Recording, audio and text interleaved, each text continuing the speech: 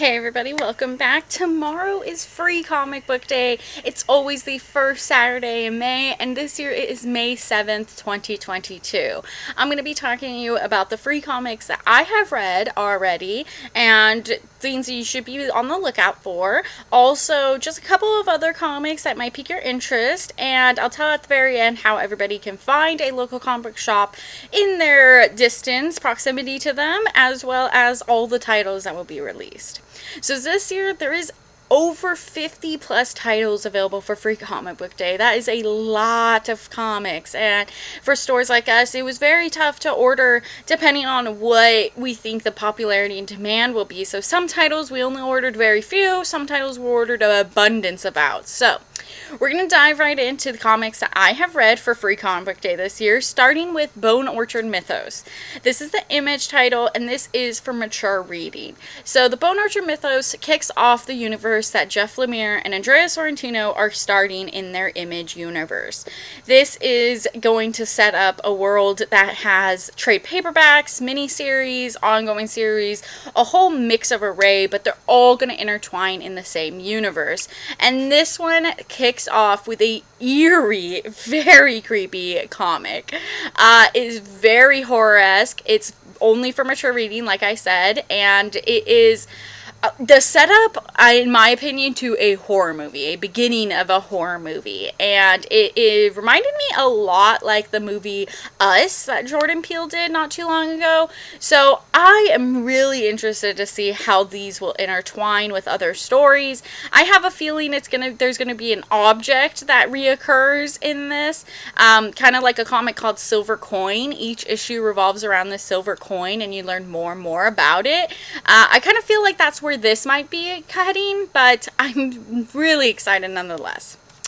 Also, TMNT has their own comic book this year for Free Comic Book Day, and I think it was a really cool comic. I thought it was really, really interesting. Now, it sets up the storyline for the Armageddon War, or Armageddon game, my bad. This is the next big story that Tom Waltz and Sophie Campbell are going to be working on. So after The Last Ronin has ended, we now have the Armageddon game. So this issue in particular really had me interested because it is a homage to the very first Teenage Mutant Ninja Turtles issue, and it actually includes that issue in this so that you can compare and contrast, and I thought that was really good. I thought that was really interesting, and it sets up for a turtle world not only for the past, present, but also future, and I thought that was really cool. So if you're a Turtles fan, I highly recommend picking this one up. It was a really fun issue to read, so really looking forward to that. Axe, Avengers, X-Men, Eternals, Judgment Day. So this is written by Kieran Gillen, Jerry Duggan, and Danny Lore, drawn by Dustin Weaver, Matteo Lolli, and Karen Dorbay, and so there's a couple little storylines in this one. There's mainly a setup for Marvel's next big event, the Axe, Avengers, X-Men, Eternals, all versus each other. And it pretty much states why the Eternals are going after the mutants now. But the really interesting part in this comic issue was actually a short story about Blade's daughter. So this is going to be her first appearance, I believe. And she's going to have a new storyline coming out in the fall. So she could be really interesting. And I can see this comic book being really sought out after if she becomes really popular, because that sounds really cool. Having Blade's daughter in the Marvel universe sounds really interesting.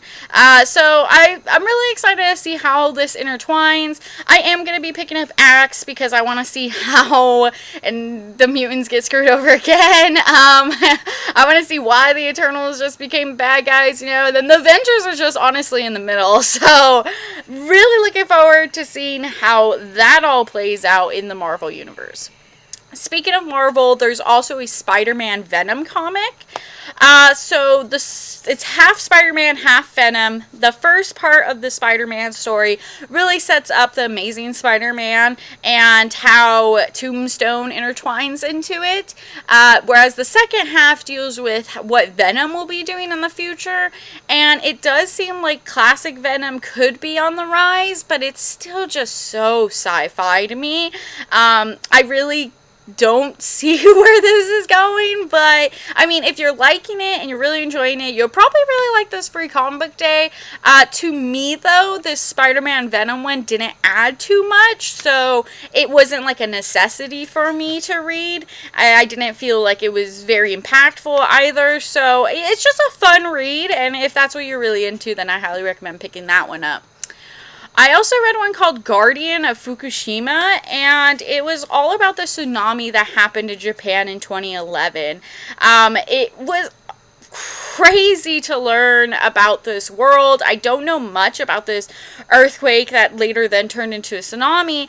I don't know much about it, but this one really centers around people that were there to help during it, people that weren't able to flee and had to stay and help the people survive. So honestly, I was really interested in this one because of the art. I thought the art was fantastic, and it's a pretty good sized book. It does give you like a full chapter inside of it, so it did make me more interested to see when this book comes out, maybe checking it out, because I was really interested on these characters and the whole natural habitat, so really looking forward to when that releases.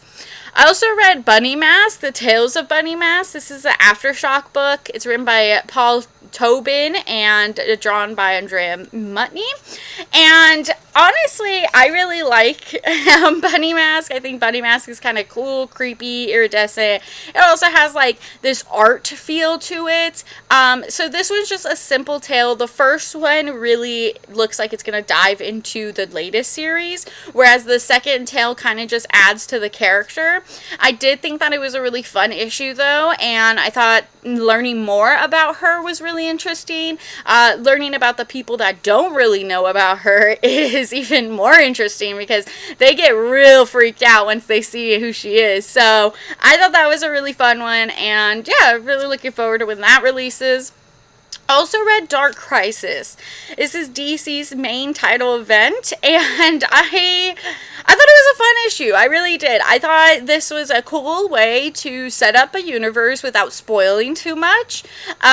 We're mainly still focusing on that the Justice League is dead. The Justice League is gone, and that is how all these events are going to happen afterwards. So now that the Justice League gone, there is just chaos, villains, everything wanting to just take over. They see this as their opportunity, and it's mainly of the fact when, who, what time a new Justice League will appear, because it's constant, and I really liked that about this. It didn't spoil too much on what's about to happen, but it did prep me for the becoming wars, so I thought that was really cool.